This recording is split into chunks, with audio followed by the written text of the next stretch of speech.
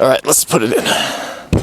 So we've got our tail's gonna, or our, what are we calling this? We're calling it a stringer tail. Is gonna lag on right here, and then we'll pick up that eye bolt right there off that big branch. So I'm gonna pre-drill these holes for the big lag screws. These are 5/8 by 8.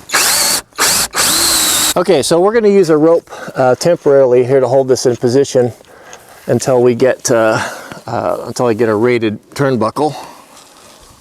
So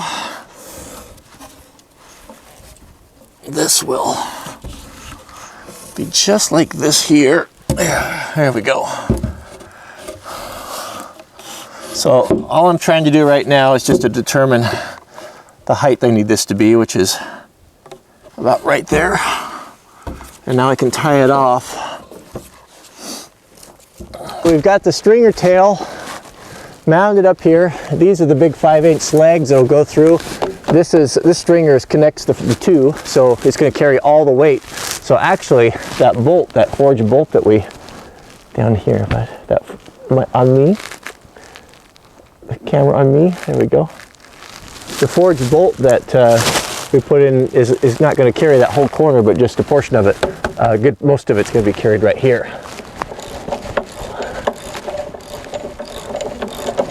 It's going to be exciting when my treehouse is done, isn't it, Papa?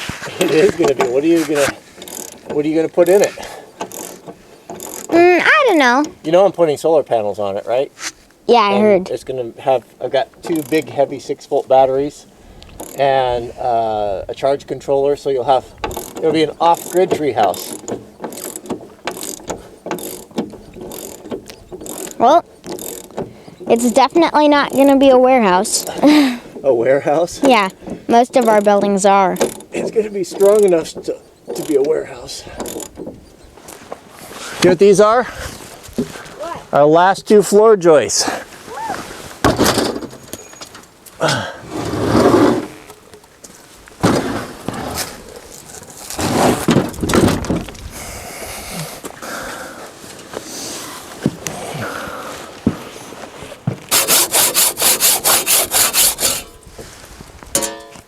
Okay, so we have the rim joist here, and the rim joist hangs over the stringers.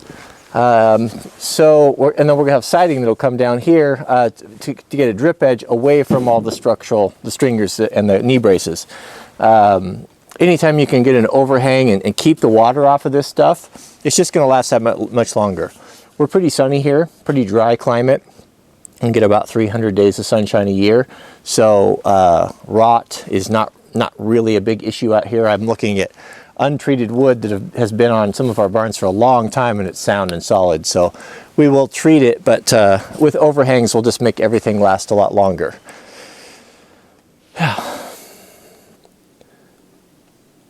So Mount Fuji is out in all her glory. So what do you think, Jack, of what we've accomplished today? One more big step. One more big step. So I am glad that we did this. This is what I added on extra right there. Enough room for him to have a little desk or something in there. I could just tell it was just going to be too small. So we've got the rope on there temporarily. I'll get a rated, heavy duty, nice turnbuckle, and we'll either use cable or chain and do a permanent mount there pretty soon. In the meantime, I've got the rope, but everything turned out really good. So I had kind of had the building figured out, or the treehouse figured out of what I was going to do until I changed this, and now it's L-shaped. And I thought, well, you know, I've got some really fantastic engineers and architects and designers and people that like to use SketchUp. People are really into that. And I was going to give you the dimensions and see if you could submit, maybe you have some time, you could submit a plan or what you think would work good. So here we have here's the shape of it. It's L-shaped. That you can see the perimeters here. So it's 8'6" from this corner, which is the deck. It's 8'6" from here to here. It's 7'3" across the back. We're 4 foot across here. There's a tree here. We're 28 and a half inches to this point, and then you can No. And then across the front, the deck is 4 foot 6 1/2 inches. So it's that L shape.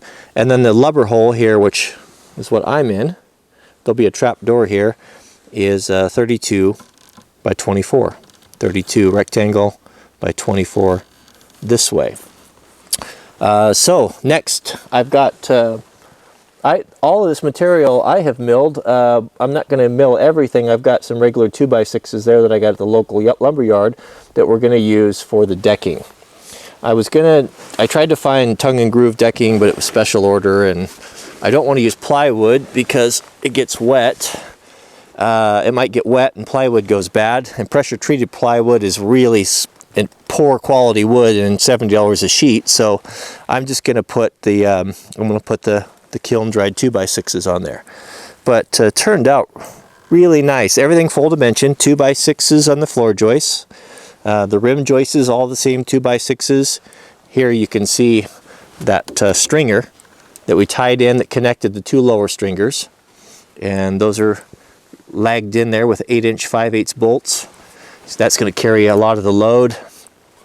And then of course the buckle over there, or the ring mount. Let me show you we'll get a little bit further away. Let's head in, Jack. All right. All right, so here's the underside, and then the stringer, and of course the bolts that go out there. You can see it's hard to video this, but yeah, we didn't do a very good job videoing today, did we, Jack? No. We were just focused on our work, but let's take one from down below, and that will probably be a wrap. All right, I do apologize. I didn't get a lot of footage today, but you'll see what's going on. So there's the overhang, the deck there, 2-foot overhang. That will have a handrail all the way around it.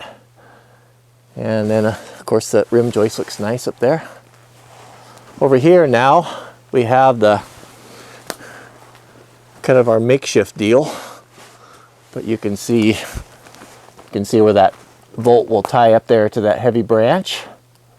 I thought about doing a knee brace, kicking a knee brace down into here, but I kind of like the suspension, the way that suspends.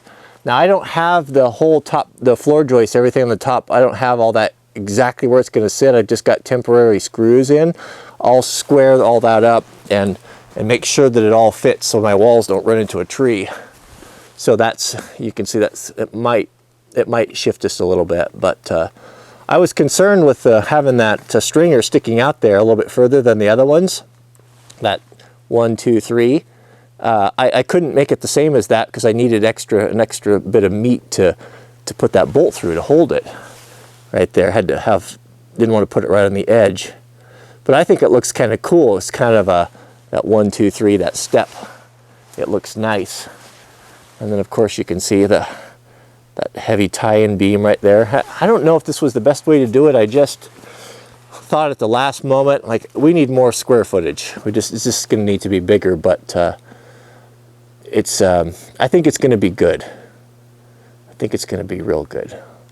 There's a lubber hole. I was going to make it 24 by 24, but I've been up and down it through 50 times today, and I kind of like that extra size, that rectangle. So I think I might just keep it at that. Well, we'll see. I can always box that in a little bit, but for now we'll just stick with that.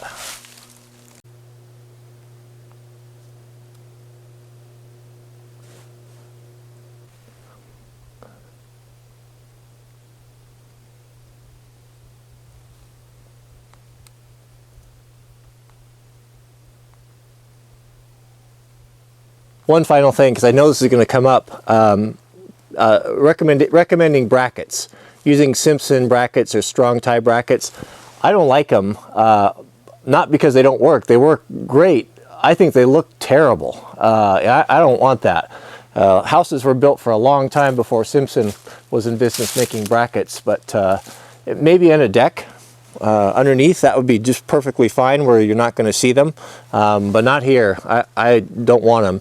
And galvanized nails, you take a 16-penny galvanized nail and tell me that doesn't stick, go pound one in and try to pull it out, and tell me if that doesn't if those don't hold well. So everything will be nailed with hot dip galvanized 16 penny sink or big nails, and those will be just fine. Casting in there turned out nice. Everything properly cleaned up. Here's the handle. This is aluminum. This will polish with use. It's a little matte now. Here's the screw.